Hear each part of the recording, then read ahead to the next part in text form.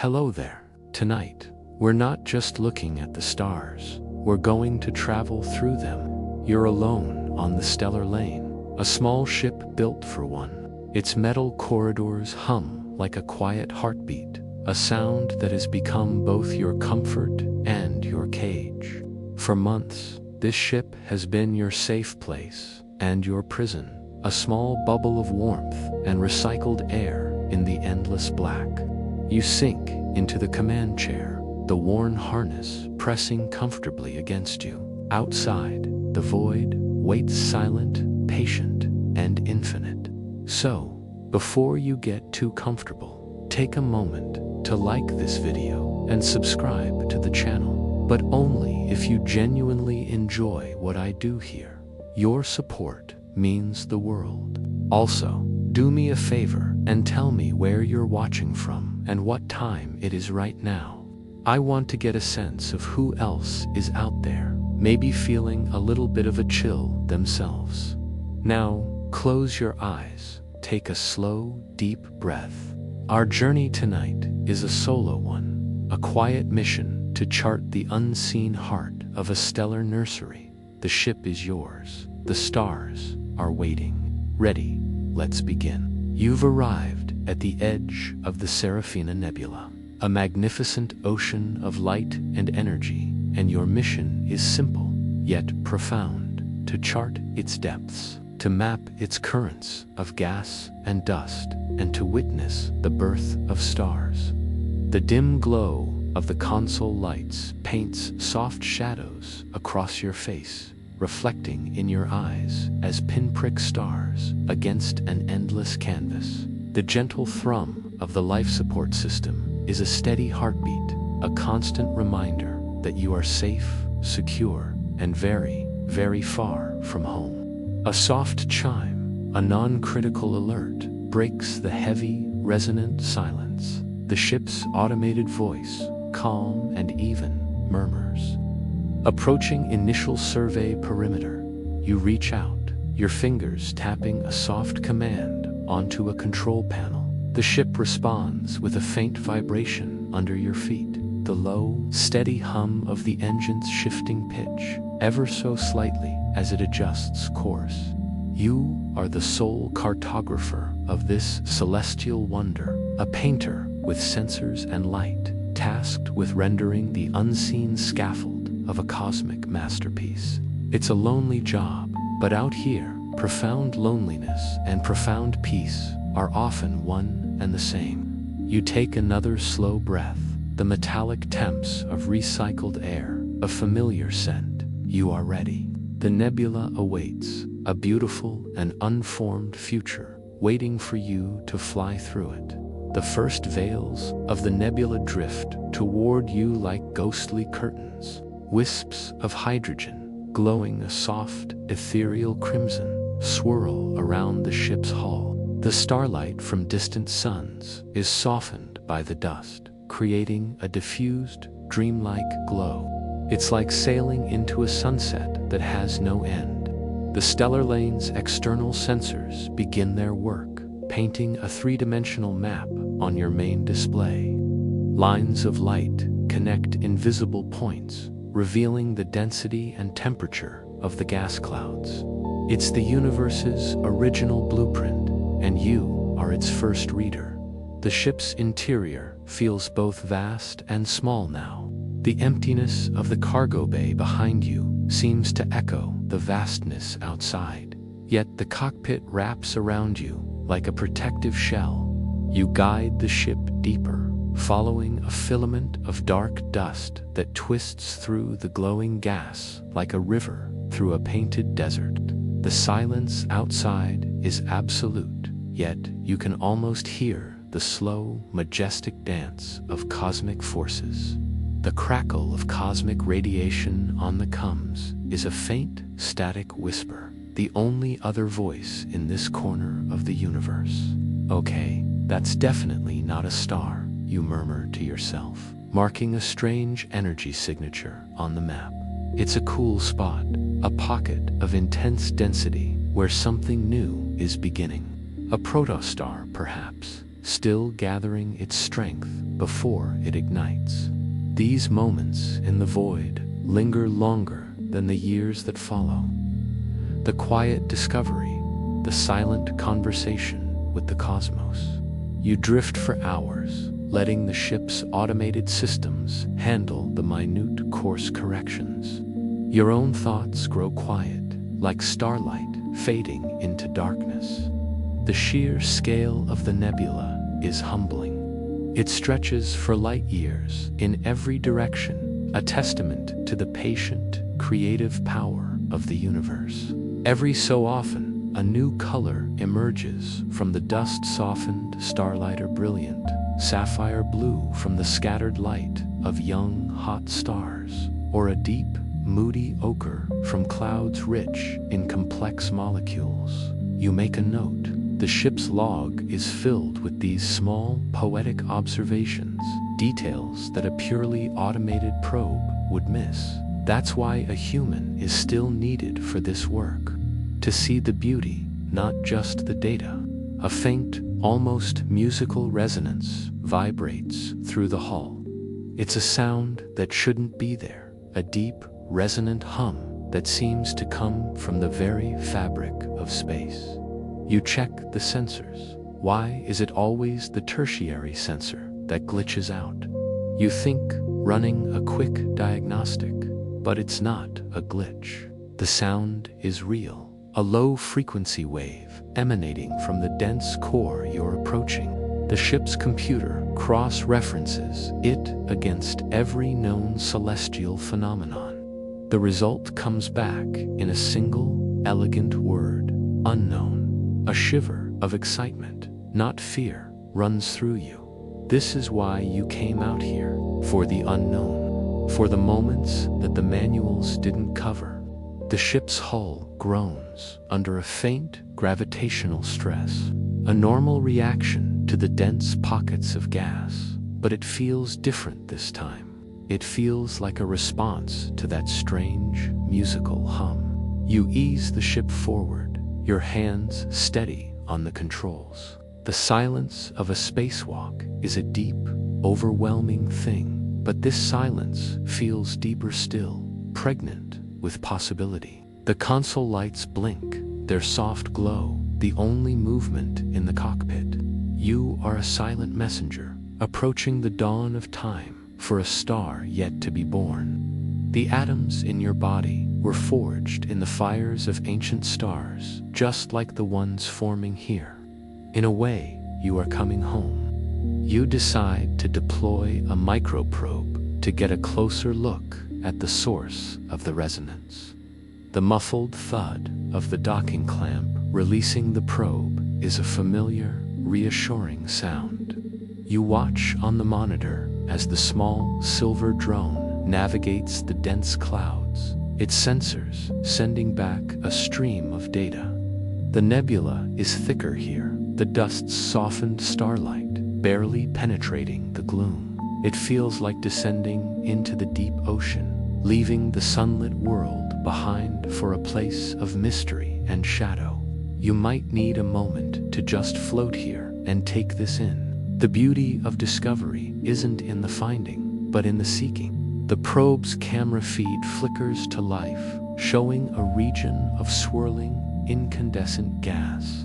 At its heart is not a single protostar, but a binary pair, two infant suns, locked in a slow, gravitational waltz. They are pulling gas from the surrounding nebula into a shared accretion disk, a spinning platter of matter that glows with ferocious heat. The musical hum is the result of their unique orbital resonance, a song of creation sung on a scale almost too vast to comprehend. The universe doesn't keep secrets, it just speaks in a language of time and light. And for this one perfect moment, you are fluent. You record everything, your fingers flying across the control panel, but your eyes never leave the screen. You are the first human to witness this. That discovery settles softly in your mind, like distant light on a calm, clear evening. You feel a profound sense of connection to the cosmos, a feeling that washes away the months of solitude. Even in the deepest dark, small routines keep you anchored, but it's moments like these that give the routine its meaning. You lean back in your chair, letting the ship drift in a stable orbit, a silent observer to this cosmic ballet.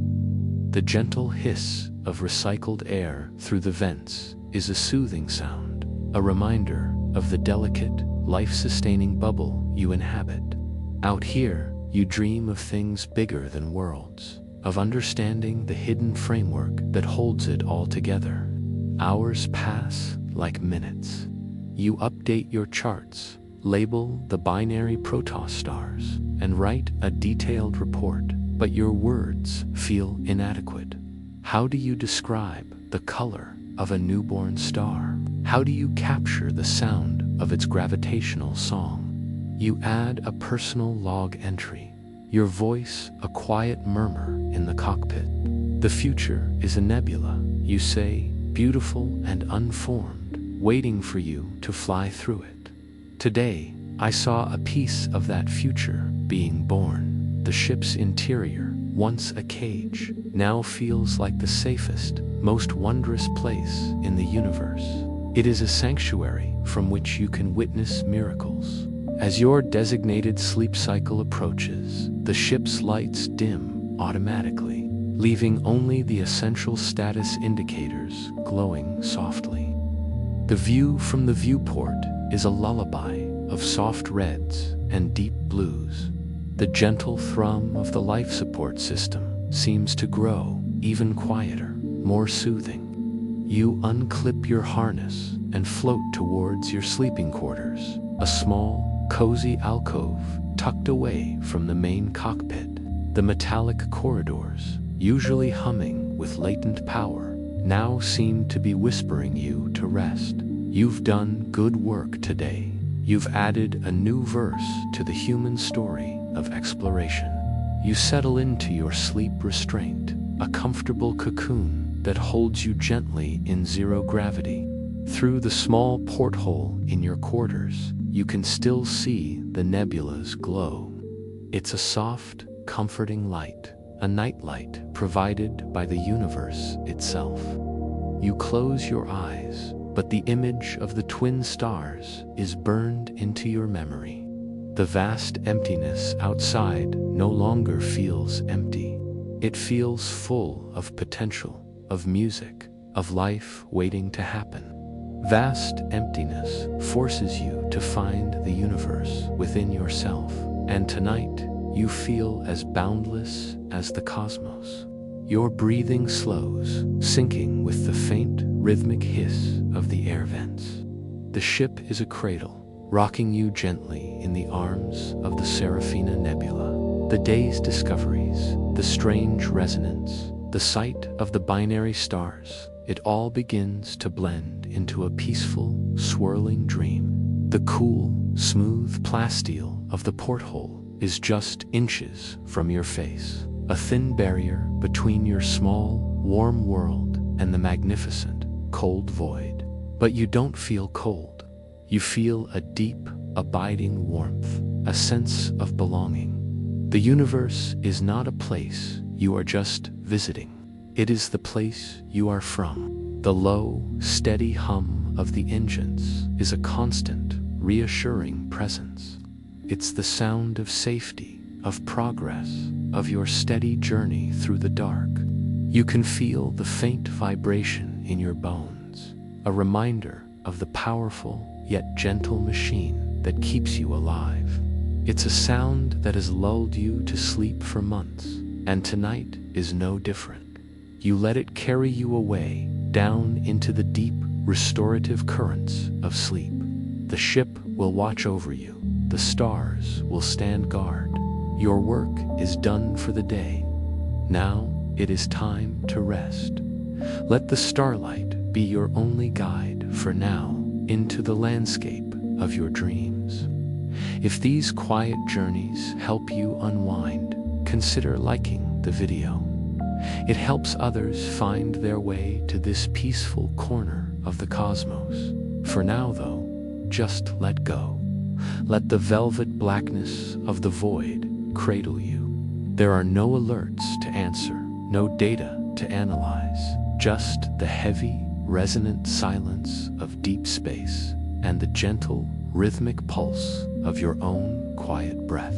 You are safe, you are at peace, and you are drifting, drifting away.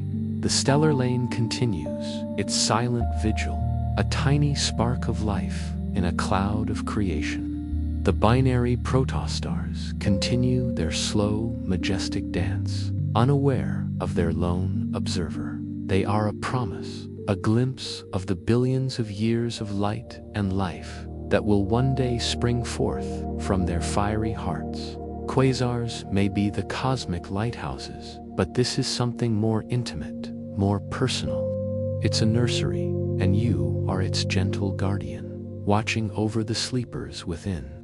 Change drifts in on solar winds, where no one expects it, and tonight, something in you has changed.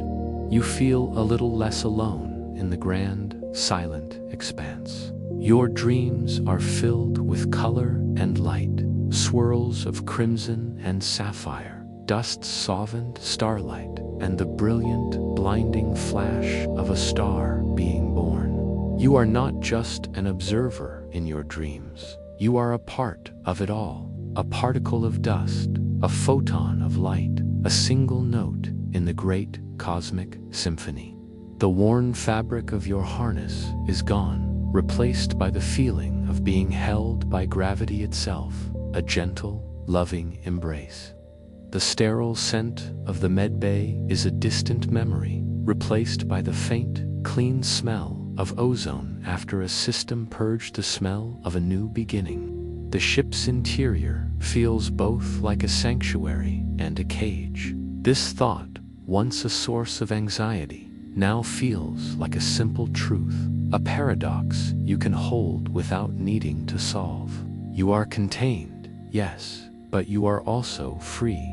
Free to witness wonders that no one else has ever seen. Free to be present in this one perfect, fleeting moment. The faint creak of the ship settling is a sound of comfort, like a house settling in for the night. Your small metal home is resting just as you are. It's a good ship. It has brought you safely to the heart of a miracle. You might need a moment to just float here and take this in, even in your sleep. The discoveries of the day have settled softly in your mind, not as data points, but as feelings, all wonder, peace. The universe's original blueprint is not just a map of gas and dust. It is a map of emotions, and you have charted a new coastline today. Out here, everyone's just pretending they have a plan, but you know the truth. The only plan is to be open to the wonder, to let the universe show you the way, and it has. The gentle thrum of the life support system continues its steady rhythm, a lullaby for a solo traveler. The almost perceptible vibration of the engines under your feet, or where your feet would be if you were standing, is a constant grounding presence. Even in the weightlessness of space, it anchors you. You are here, you are now, and all is well. The metallic corridors are quiet. The vast emptiness of the cargo bay is still.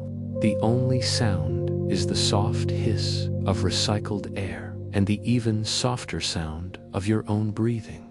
What seems impossible eventually becomes the view from your window.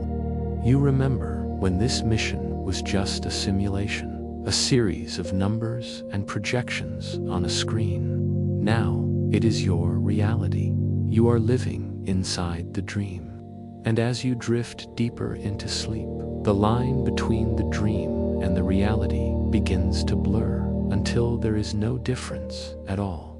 You are a part of the nebula, and the nebula is a part of you. The atoms in your body remember this dance. They were forged in the fires of ancient stars, and here, in this stellar nursery, they remember their birth. the crystal spires of a long-dead civilization. A sight you once saw in a distant system flash through your mind.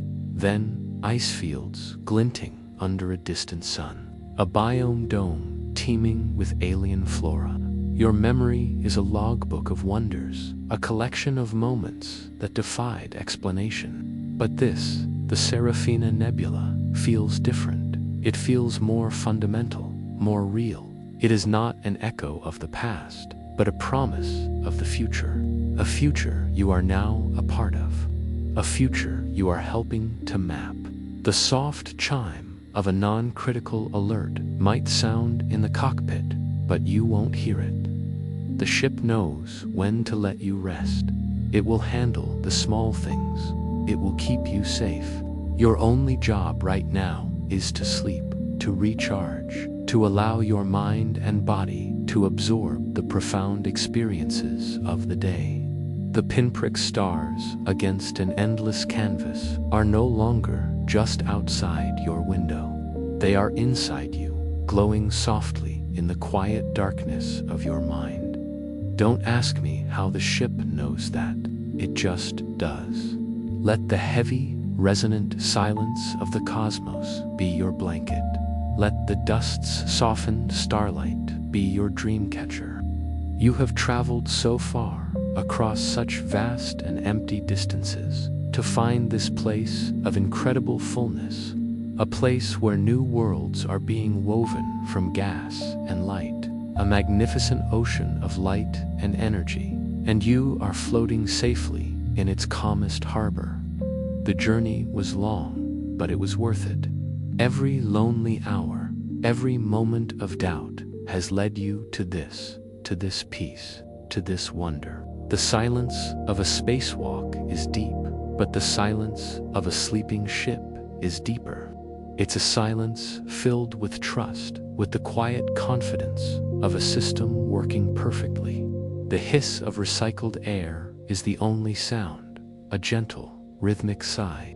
The faint smell of ozone is gone, replaced by the simple, clean scent of your own small, human presence. You are a ghost in this machine, a warm and living heart in a shell of cold metal, and together you are exploring the universe. What a strange and beautiful thing to be. That's not what you were expecting to find. You might think, in your dream, as the image of the binary stars returns. But isn't that just the way the universe works? It is always more strange, more beautiful, more complex than you could have imagined. It is a source of endless surprise. And you are a professional surpriser, a collector of cosmic anomalies, a cartographer of wonder. You'll just pretend you didn't hear that. For now, there is only sleep, deep, peaceful, and restorative sleep. The ship continues its slow, silent orbit. The nebula continues its ancient, creative work. And you, the sleepy scientist, continue your journey inward into the quiet, starlit landscapes of your own mind. The universe doesn't keep secrets. It just speaks in a language of time and light. And tonight, it has whispered some of its oldest stories to you.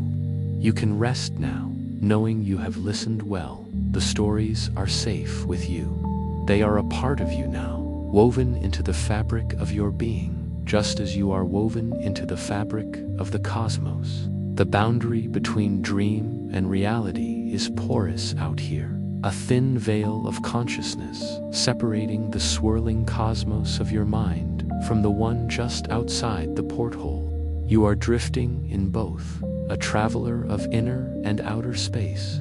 The dream nebula shifts, its colors deepening, the binary protostars at its heart pulsing with a soft, warm light that feels like a slow, steady heartbeat. You feel no sense of self, only a blissful connection to this creative fire. You are a mote of dust, a photon, a whisper of gravity, all at once.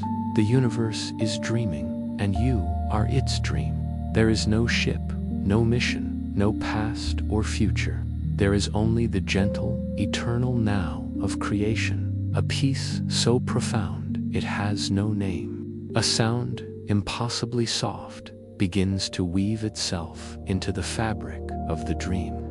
It is a chime, a single, pure note that repeats with the patient rhythm of a gently dripping faucet. It does not belong to the nebula's silent song. It is a call from somewhere else, from another layer of existence. The dream resists, holding you in its warm embrace, but the chime persists, a tiny, insistent pearl of sound in an ocean of silence. Slowly, reluctantly, the dream nebula begins to fade, its magnificent colors receding like a tide going out, leaving behind the familiar velvet blackness of your sleeping quarters. The chime continues, its rhythm perfectly timed, designed not to startle, but to gently coax. You float in the center of your small room, held by the soft restraints of your sleep cocoon. Your eyes flutter open. The first thing you see is the nebula, framed by the small porthole, a soft, ethereal stain against the star-dusted void. It is still there. It was real. The chime sounds again, this time accompanied by a soft, pulsing light from the corridor. It's the ship calling to you. Not an alarm, not an emergency, but a notification. A gentle, "I've found something you should see." There is no urgency in its call, only a quiet suggestion. You unclip the restraints, your movements slow and deliberate in the zero gravity, the quiet rustle of your sleep suit, the only sound you make. Floating out into the main corridor, you follow the pulsing guide lights towards the cockpit. The ship is in its low-power state, the metallic walls bathed in a dim, calming glow. The low, steady hum of the engines feels like a sleepy murmur, the ship itself still half asleep. It is a comforting sound, the gentle breathing of your metal guardian.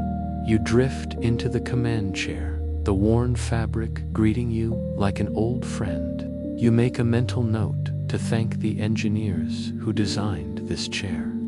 After months in space, it is the one piece of furniture that still feels like home. The main viewport is still filled with the breathtaking vista of the Serafina Nebula, the binary protostars, a distant, glowing ember in its heart.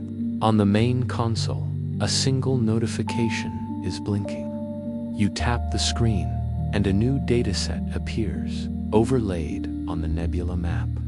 While you slept, the ship's long-range passive sensors were doing what they do best, listening.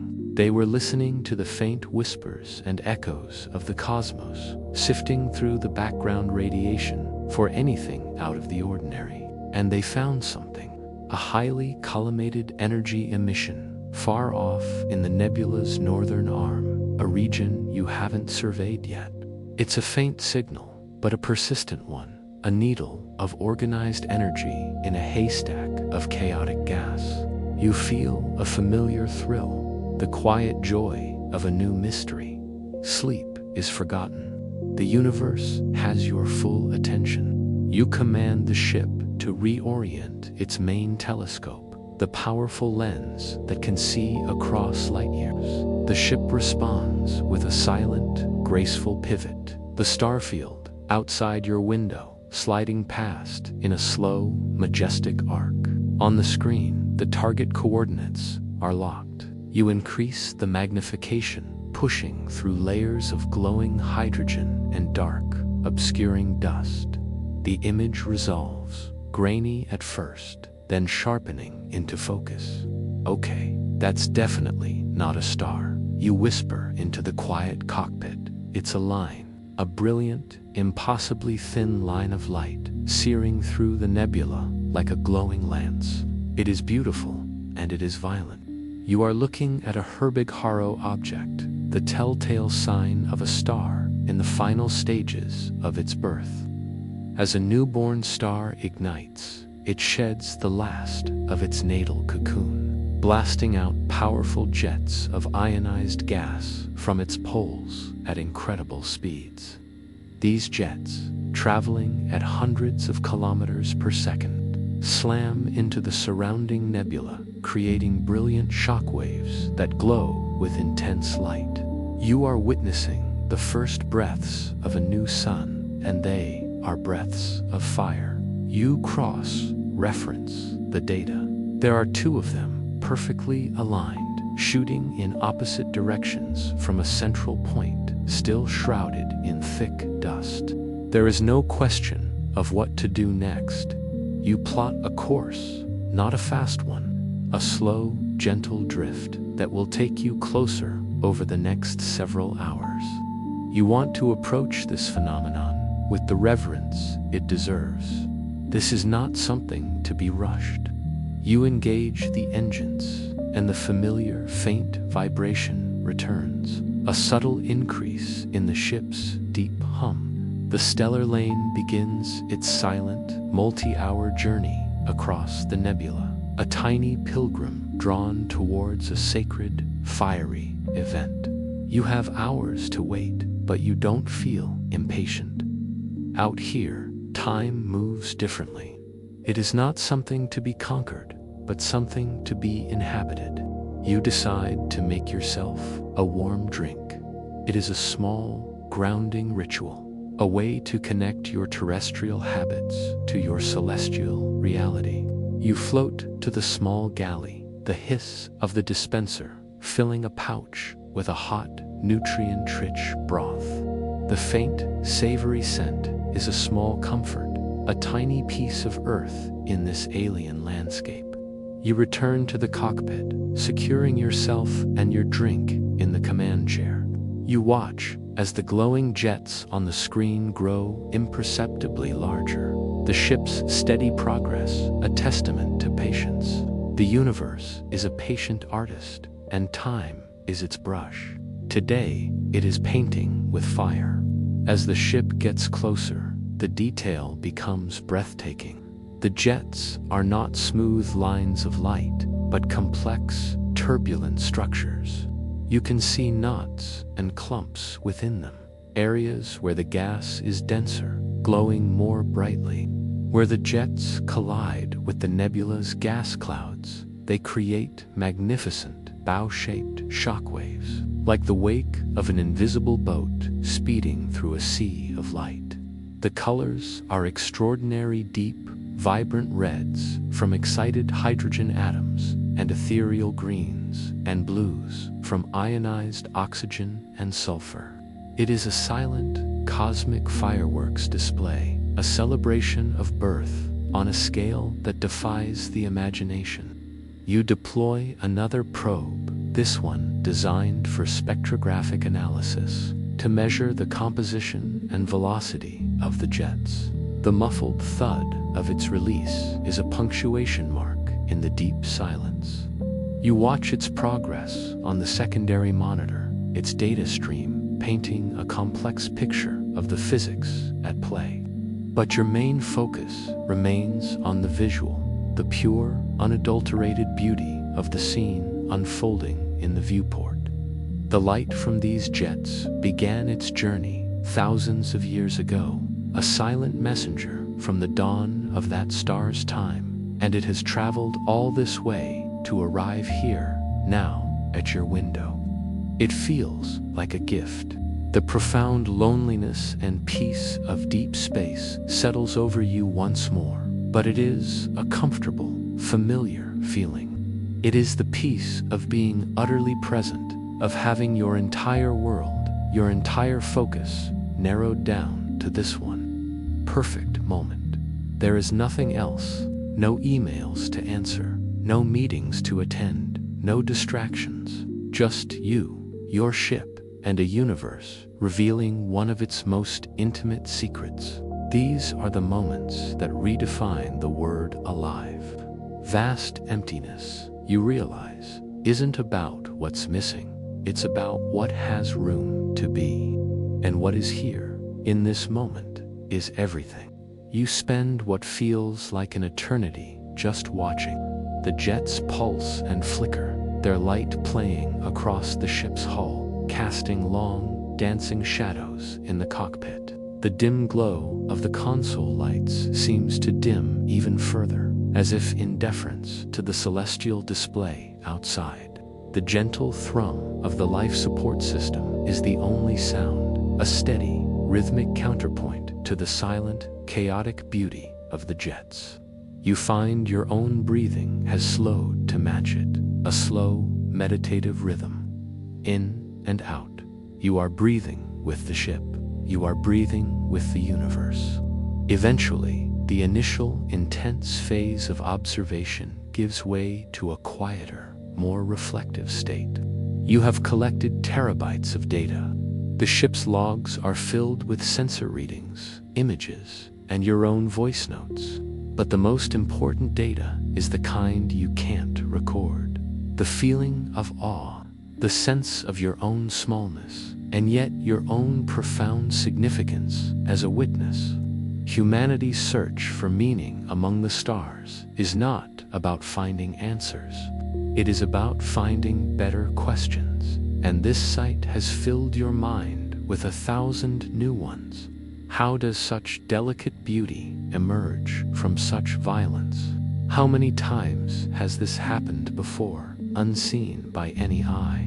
The ship's automated systems have perfectly maintained your position, a safe distance from the turbulent shockwaves. Don't ask me how the ship knows the perfect balance between scientific curiosity and self-preservation. It just does.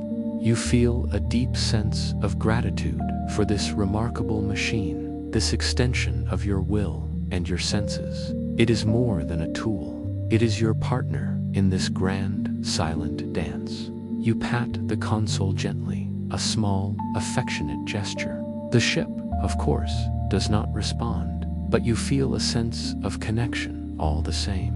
Out here, you find connection in the most unlikely of places.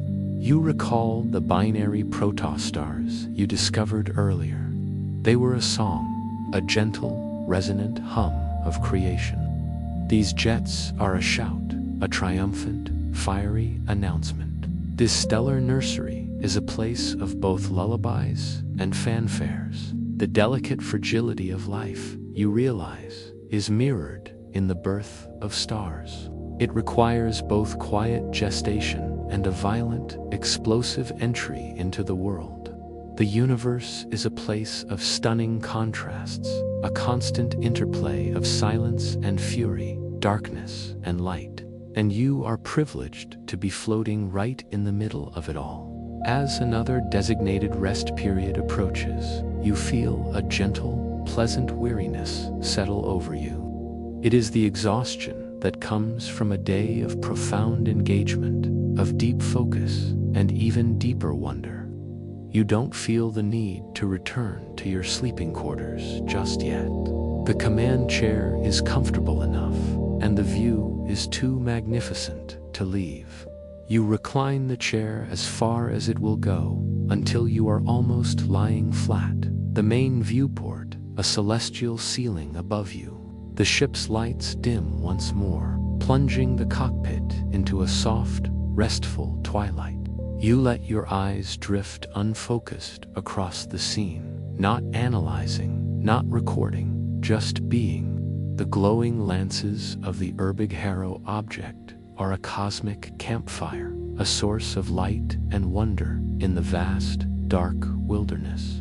You feel like an ancient ancestor staring into the flames, mesmerized by their dance, feeling a primal connection to the forces of the universe. The metallic temps of recycled air is barely noticeable now, your senses filled with the sight before you. Thoughts grow quiet, like starlight fading into darkness, and a deep sense of peace settles into your bones. The low, steady hum of the engines is a constant companion, a sound that has become synonymous with safety and home. The faint vibration under your feet, or rather, under the chair that supports you, is a gentle, soothing massage. You close your eyes for a moment, just listening. the hiss of the vents, the soft electronic murmur of the consoles, the deep, resonant silence that lies beneath it all. This is the symphony of deep space, and it is the most beautiful music you have ever heard. No one told you deep space was this quiet or this loud. You let your mind drift back to the idea of the multiverse, of bubble universes and branching time lanes. Perhaps, in another reality, another version of you is mapping a different nebula, discovering different wonders. Maybe there is a universe where you never left Earth at all, but you feel no envy, no curiosity for those other paths. This path, this ship, this momented is yours, and it is more than enough. The future is a nebula, you remember thinking, and as you float here, bathed in the light of a newborn star, you feel like you are at the very heart of its potential, watching the future unfold, one beautiful, fiery pulse at a time. Let the starlight be your only guide for now, as you drift in this safe, quiet space. Let the silent blink of the status indicators be your constellations. There is nothing to do, nothing to solve, just this moment of pure, unadulterated being. If these quiet journeys help you find a moment of peace, consider subscribing. It helps this small channel continue its explorations. But for now, let that thought drift away like a distant galaxy. Your only task is to rest, to float, to be. The boundary between sleep and wakefulness is no longer a line, but a soft, hazy shore. You are drifting in the gentle surf, half in the world of dreams, half in the quiet reality of the cockpit. The fiery jets of the Herbigaro object paint the inside of your eyelids, their silent, violent beauty transformed into a slow, graceful dance. In this liminal state, you are no longer just an observer, you are a participant. Your consciousness, untethered from your physical form, drifts out of the ship, drawn by an invisible current towards the spectacle outside. You feel a sense of profound lightness, of absolute freedom. The velvet blackness of the void is not cold, it is a warm, comforting embrace. You become a particle of light, born in the fiery heart of the nascent star and propelled outward on a wave of impossible energy. You are a part of the jet now, a single, brilliant point in a river of fire. You race through the nebula at a speed that is no longer a number, but a feeling of pure, exhilarating motion. The dust-softened starlight of other stars streaks past you. You are a silent messenger from the dawn of a new time, carrying the first proclamation of a sun that has just learned to shine. The journey is not chaotic, but purposeful. You are following the universe's original blueprint, a line of force drawn across the canvas of space. Ahead of you, the interstellar medium, the thin, cold gas of the nebula, looms like a phantom wall. You feel the moment of impact, not as a collision, but as a transformation. Your singular, focused energy blossoms outward, creating the magnificent bow shock you had observed from the ship. You are no longer a particle, but a wave of light, your energy spreading through the dust and gas, causing it to glow in a symphony of crimson and emerald. You are the painter and the paint, the artist and the art. The deep, overwhelming silence of this process is the most profound sound you have ever experienced. It is the sound of change, of creation, of something new being born from something old. From this new perspective, you can see things you missed from the ship. As your light washes over the dark dust clouds, it reveals their hidden structure. You see the intricate, branching patterns of cosmic filaments, the unseen scaffold that connects everything. Galaxies, you realize, are engaged in these slow, majestic dances on a much grander scale, all woven together by these invisible threads. The universe is a vast cosmic web, and for a moment, you are the light that makes it visible.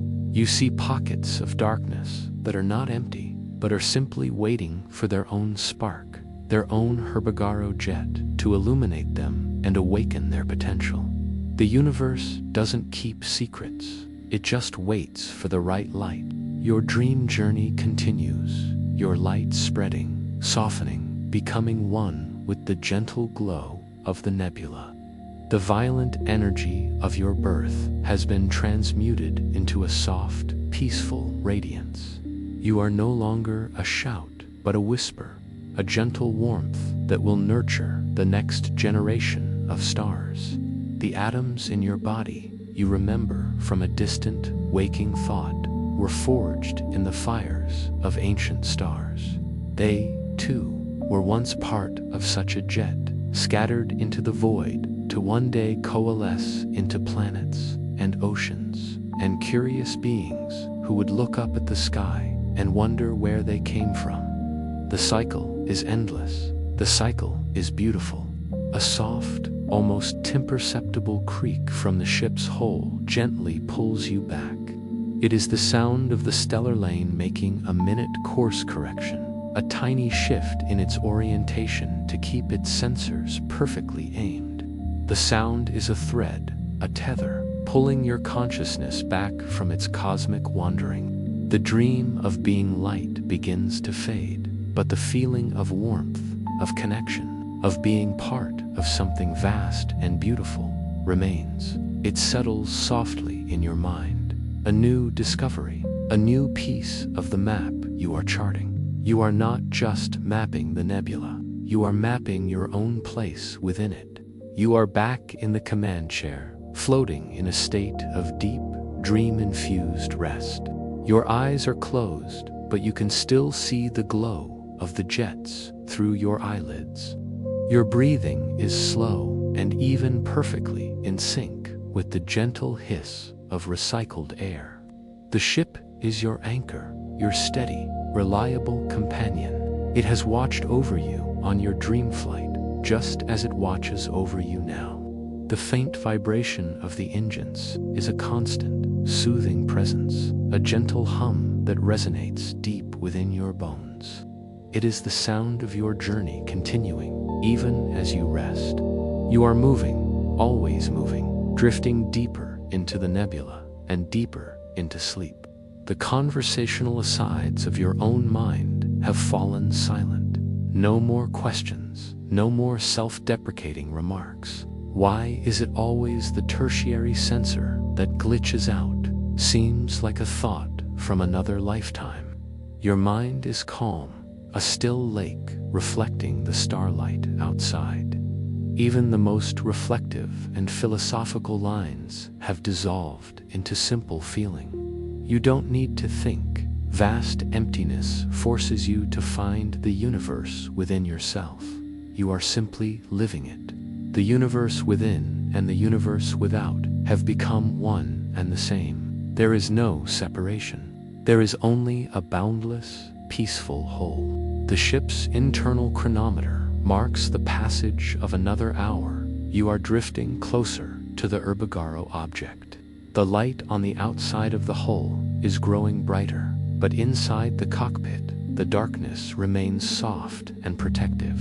The ship's smart glass viewport has automatically polarized, softening the intensity of the light, ensuring your rest is not disturbed. Nothing to worry about, probably. No, you correct the thought. Even in this drowsy state, definitely nothing to worry about. The ship is in control. It is your sanctuary, and it will not let any harm come to you. You are free to let go completely, and so you let go. You release the last vestiges of conscious thought, the last embers of wakefulness. You surrender to the gentle downward spiral of deep sleep. The magnificent ocean of light and energy outside is your guardian. The ship's low, steady hum is your lullaby. The worn fabric of your harness, though you are not clipped in, is a memory of security. The cool, smooth plasteel of the viewport is a window into a universe that is both infinitely vast and intimately personal. You are a tiny, sleeping creature curled up in the heart of a cosmic storm, and you have never felt safer. Let the silence now be your only guide. Let it fill the spaces between your thoughts, smoothing them out, calming them, until there are no thoughts left at all, just a profound and heavy sense of peace. The journey of the day is over. The discoveries have been made and logged. Now there is only the journey of the night, a voyage into the deepest, most restorative realms of sleep. The ship will continue its silent watch. The newborn star will continue its fiery celebration. The nebula will continue its slow, majestic dance, and you will sleep. As our journey for tonight comes to a gentle close, bring your awareness back to the feeling of your own breath, the slow, easy rise and fall of your chest. Feel the support of the surface beneath you, holding you securely. The wonders of the Serafina Nebula will be there when you wake, stored safely in the ship's log and in your memory.